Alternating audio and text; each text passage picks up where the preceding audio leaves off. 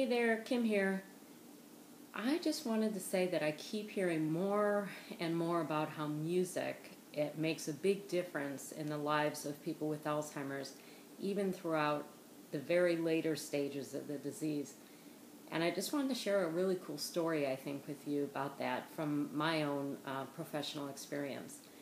One time my colleague and I, Chris, we were consulting to an activity department at a nursing home.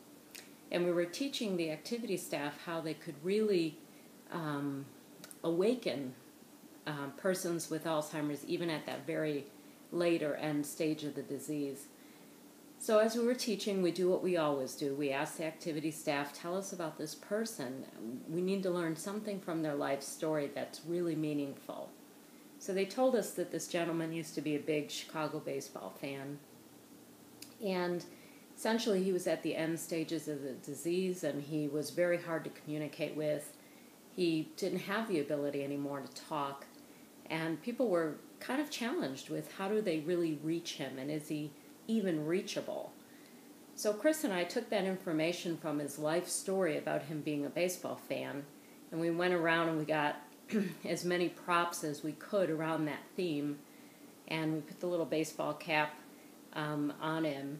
And we started reminiscing. We started with talking about the names of all the old Chicago baseball players. So Chris and I were saying to this gentleman, do you remember Ron Santo and Glenn Beckert and Don Kissinger? And we started naming all the old baseball players' names. And he kind of, opened his eyes, and you could tell he was listening. And then we ended this little reminiscence session by singing to him, Take Me Out to the Ball Game.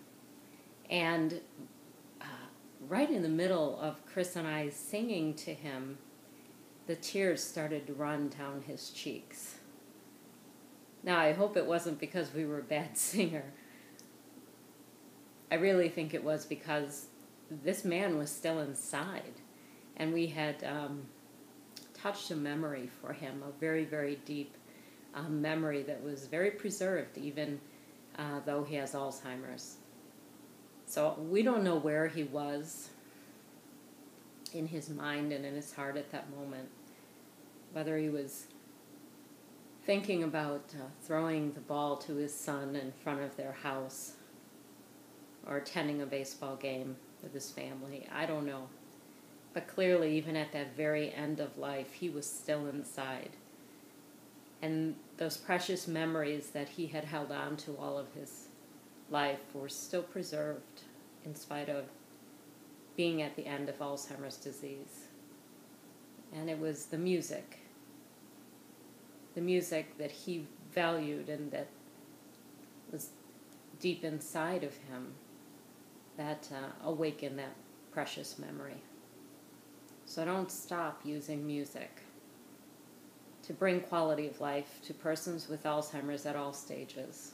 It really, really does work. Have a good day.